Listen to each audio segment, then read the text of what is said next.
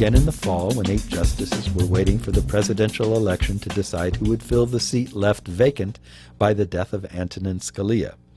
New Justice Neil M. Gorsuch arrived in mid-April in time to hear about a dozen cases. Most of this year's docket was taken up with cases that asked the justices to clarify the law, not settle a highly contentious issue. Before their summer recess, the justices are also expected to act on several pending appeals. Lawyers for President Trump want the court to issue an order putting into effect his scaled-down foreign travel ban, and then to grant review in the fall of the appeals court ruling that declared it unconstitutional.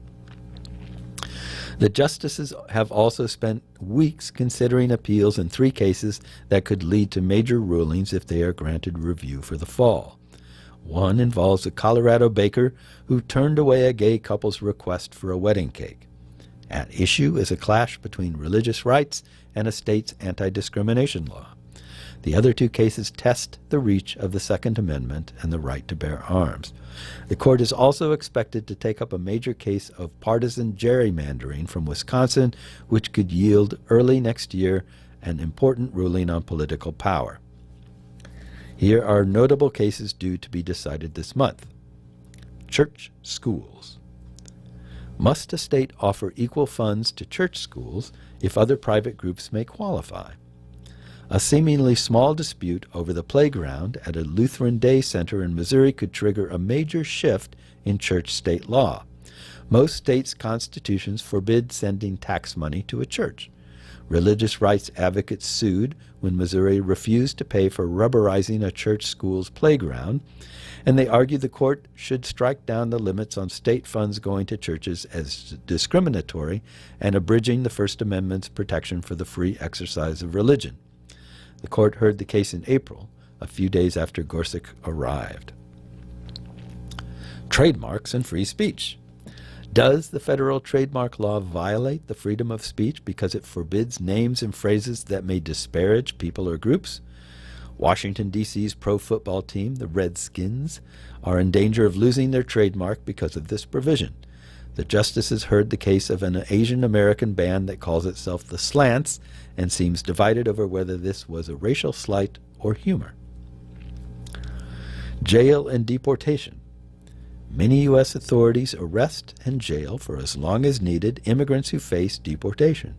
Or does the Constitution's guarantee to due process of law accord them a bond hearing within 6 months and possible release if they pose no danger or flight risk? A class action lawsuit in Los Angeles challenged the long-term detention of these immigrants, many of whom typically go on to win their cases and are eventually set free. It led to a ruling from the U.S. Ninth Circuit Court of Appeals putting limits on the jailing of immigrants. The case was heard in November, shortly after President Trump was elected. Border shootings. Can a U.S. Border Patrol agent be sued for fatally shooting a Mexican teenager who was standing on the other side of the border? Video of the officer killing the 15-year-old boy provoked outrage along the border, but U.S. officials refused to prosecute the agent, and federal judges threw out a lawsuit by the boy's parents on the grounds that the Constitution did not protect the Mexican boy on Mexican soil.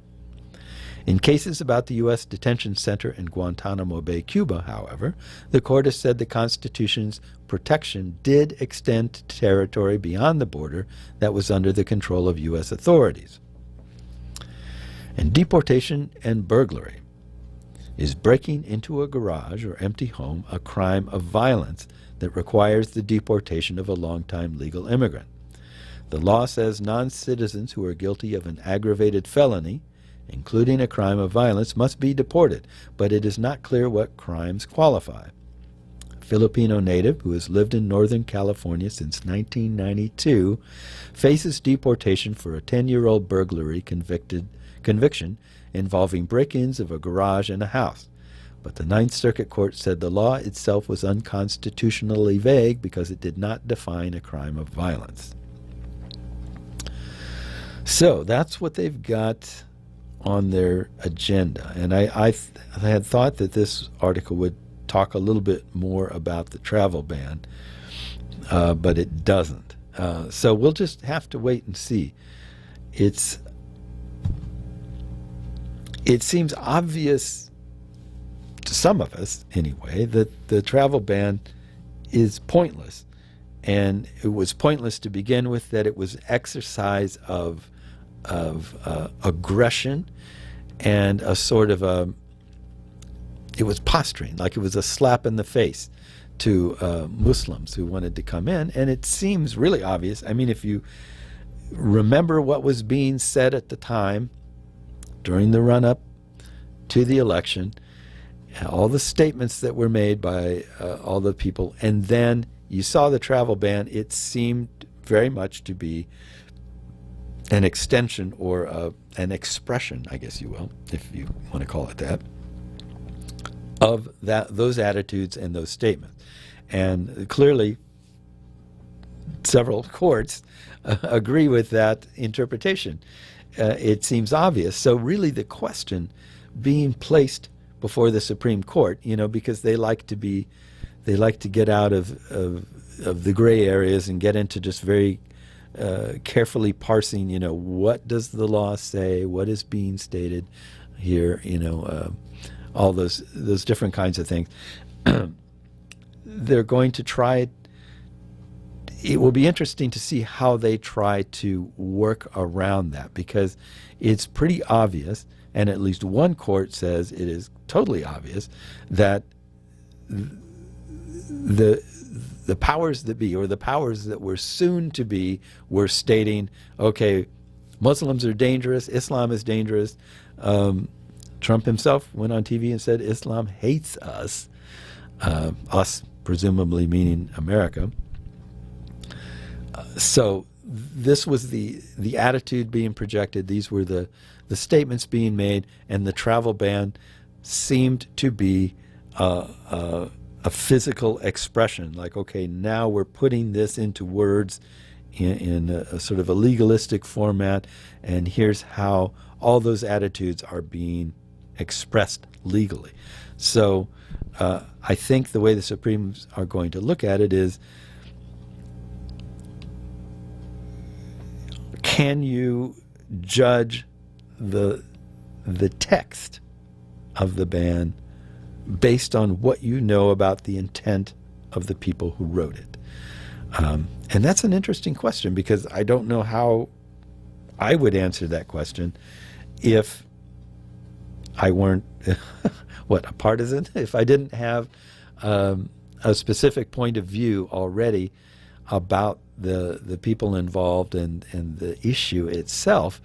I don't know how I would answer that. If you just took that as a question out of thin air and said, okay, what do you think?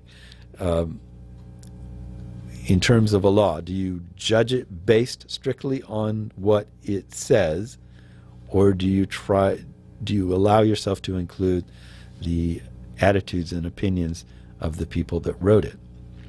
And I would think that the way the Supremes are liable to look at that question will be weighing it more on the text of the law itself. Like, it kind of doesn't matter to them what the opinions of the people were, as long as the text itself is legal and justifiable. So it's interesting that they now have two questions that they're supposed to answer. One coming from the attitude of, well, we know what these people were thinking when they wrote this, because they told us, and so we disapprove. Oops, beating up my microphone. We disapprove based on that. Whereas the other group comes in with, well, we're looking at the text itself, and we say that it is not constitutional. It exceeds the president's authority. So they have two different ways of looking at this thing, even aside from the fact that the travel ban was, as I was saying earlier, was only supposed to be for 90 days and was explicitly stated its purpose was so that they could come to some conclusions about what needed to be done to strengthen the process of allowing people to come into this country. So that is a third point that I think they have to consider when they take a look at this. Is like, okay, well, your 90 days has come and gone. you've had plenty of time to do what this ruling or order says it's designed to do. Therefore, it's pointless now. So that's like three different issues, three very kind of distinctly different issues that that I think they're going to look at. So even if it is legally, if it's written, in ironclad legal framing, I guess would be the way I'd say it. If it's framed in a perfectly legal way, what it's trying to do, or what it says of itself that it's trying to do, has already, kind of come and gone, and the opportunity to do that another way existed the whole time. So I'm sure that some justices are going to be looking at this and go, okay, well, I lean towards just looking at the plain text of what the law says. Let's disregard what the attitudes of the people who wrote it were. I'm just looking at the plain text. Seems okay to me, but it's sort of past its point of usefulness, so that leaves them kind of balanced on the fence going, well, I don't know what to do with this. And others, of course, are going to look at it like, I think the attitude and the motivation behind its writing by the people who wrote it is very important, and therefore, I'll take that into account. So it seems to me, and I don't have a great record on looking into the future, but it seems to me that the weight is against this, the Supreme saying that, yeah, this thing should go through, against their supporting it, because there are far more reasons not to than there are reasons to support it. So unless someone is just a stone cold partisan who just like, I hate immigrants and I want to support the president no matter what, or how wrong he is, unless that's the actual attitude that you're taking, I don't see how any of them can really get behind this all the way. I can see how some might lean towards approving it, but I don't see it being very easy for anyone to really, stand behind it. So we'll see. We'll see what they say. And, they like proving me wrong, but that's my kind of impression of this, I guess you might say. So where are we? We're well past the halfway point. I should remind you that we're listening to CU Immigration here on WRFU-LP Urbana 104.5 FM. Yeah, it's been a while. Sorry. It's been several weeks.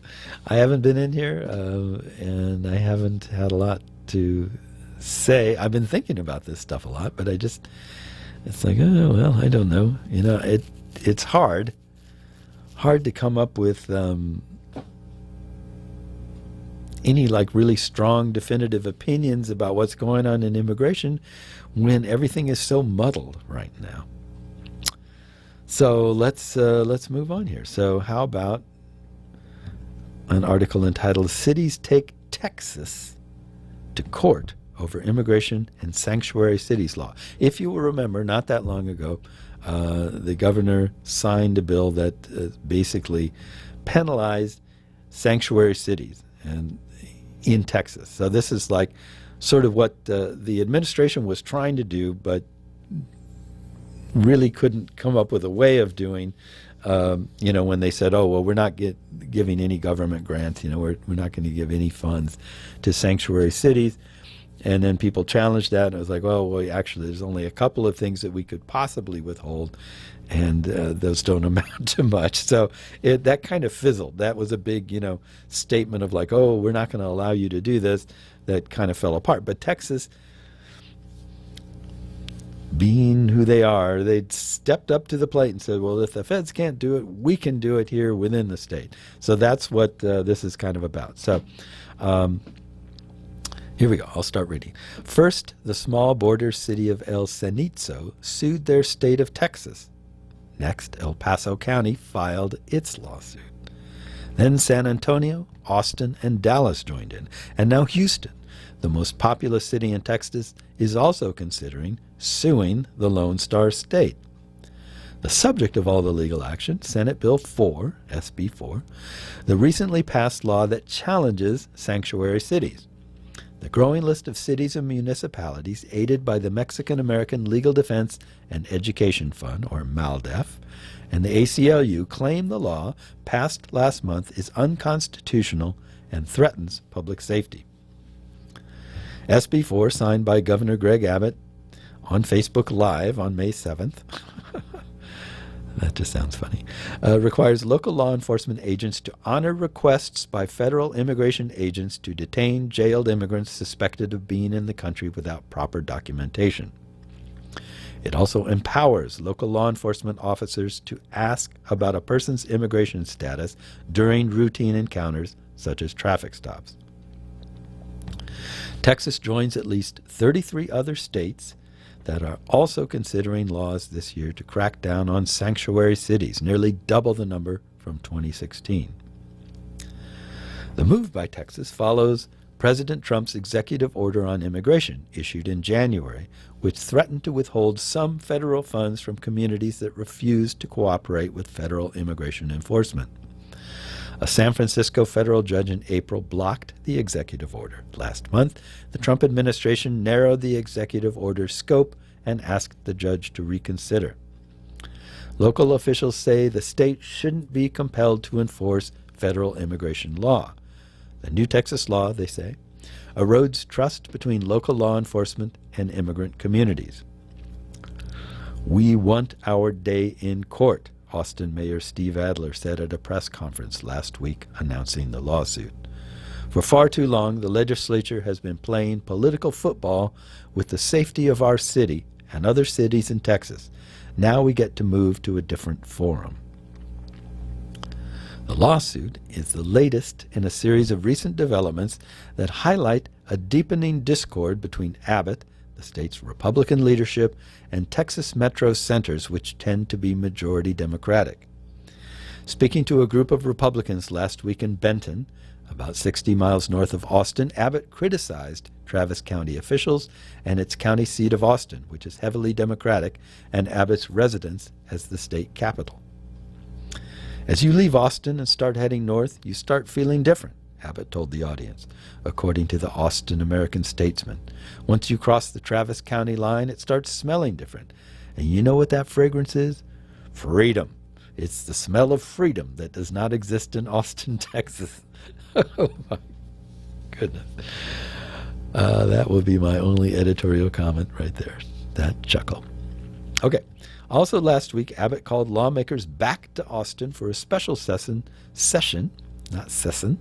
that would address issues such as restrictions on property tax growth and a bill regulating which bathrooms transgender people should use, a move local leaders across Texas criticized as overreach because some of the bills could override local laws. While Abbott and some conservative Republicans talk a lot about federal government overreach, the special session agenda is nothing more than big government at play, and it goes against the very spirit that defines Texas, individuality, the American Statesman argued in an editorial on Friday.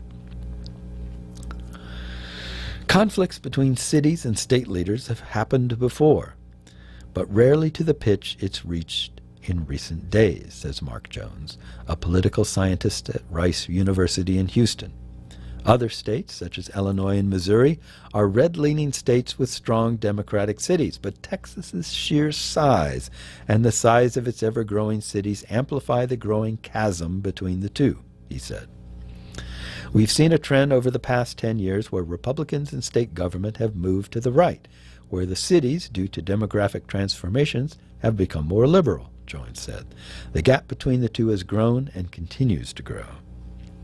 Joanne Fleming, executive director of Grassroots America, a Tyler, Texas-based conservative activist group, said Abbott and state lawmakers are doing exactly what she and other Republicans voted them in to do. Filing a lawsuit against the state because local municipalities don't wish to abide by federal law is wrong and should be fought, said Fleming, who supports SB 4. The law and order residents are going to push back, she said, and we're going to lean hard on elected officials to do the right thing. So Texas really is kind of captures what's going on all around the country. People, as some people with power push more one way, people out of power or in different situations are pushing back, and the more people are pushing from one direction, the more people are pushing back from another direction, and we are getting an increasingly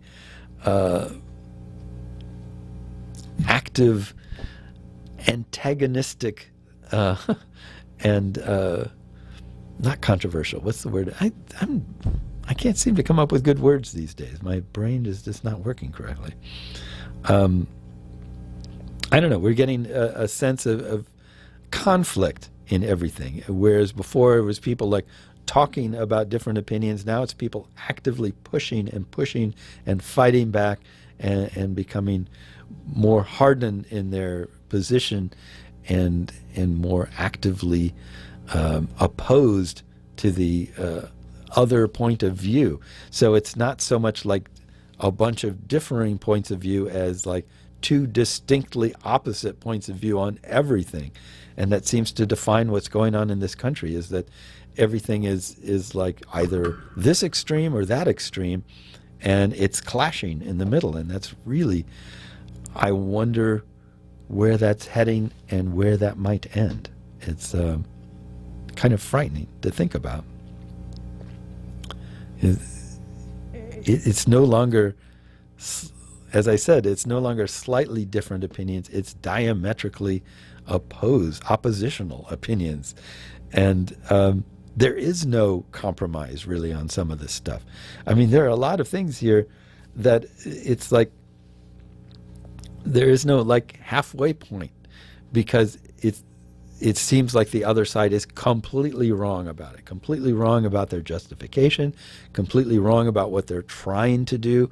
And it's so difficult to try to reach across that divide and come up with some common space that both sides could occupy, because there isn't even the same sense of reality, of understanding what the reality is, what the question is, what the problem trying to be addressed, or what any the solutions might, what the results of any of the proposed solutions might be. So it's, yeah, interesting times, as they say. We live in interesting times, and I don't know where this ends, because at least for myself, just looking at my own kind of evolution over time, I've always been pretty opinionated on a liberal or progressive sort of view of the world. And so have for a long time seen the conservative viewpoint as being pretty wrong in any number of ways. But at least in the past, there seemed to be, how can I put this, like an honest difference of opinion, like an honest reading of a given situation that was different than my own. So let's say that I see something going on and I go, well, here's the problem here, and here's what I think would fix that problem. And then it seemed like people with the more conservative bent would look at it and go, no, I disagree. I don't think that's the problem. I think this is the problem, something slightly different. And so I would solve it in this other way. And so, yeah, we're disagreeing on both the problem and the solution, but it seemed in the past to be an honest disagreement based around a different expectation of how things should be. So if I think that everybody should share space, then obviously I think that no one should have fences, because fences make it difficult for you to share space. If you don't think that everyone should share space, if you think that everyone should have their own space that they control, then you might be for fences because you think fences are good at defining spaces and keeping people out of places that they shouldn't be. So that's kind of how it seemed to me that people used to look at the problems of the political problems that presented themselves to us here in this country. But it seems anymore that it's almost like it doesn't matter what. It's not like you come to it with an opinion already, or an attitude or a point of view much beyond whatever you're for, I'm against. You know what I mean? It's like that's how we approach politics these days. Is like you don't have sort of an ideology that goes much beyond whatever those guys want, I don't want. And it seems like people have so carefully positioned themselves in an oppositional way on every possible point that could arise, that there is no possibility of reaching an accord somewhere in the middle, of compromising on this stuff. And I don't know where that ends. I really don't know where that ends. It's frightening, really, when you think about it. But sometimes when you look at things like this and you go, okay, this is like terrible situation, and it's beyond my control, it's too big for me, a lot of times the best thing to do is to turn inward and look at yourself and say, okay, what can I do? How can I pull back from this problem? But when I do that, I don't come up with anything. I don't know what I can do, because I look at the current administration and the Republicans in the House and in the Senate, and where they're pushing and where they seem to want to go. And all I can say is, no, no, no, no. I cannot let you do this. I have to use all my power to fight against this, because you're trying to destroy things that I think are important. You are hurting people. You are trying to hurt people.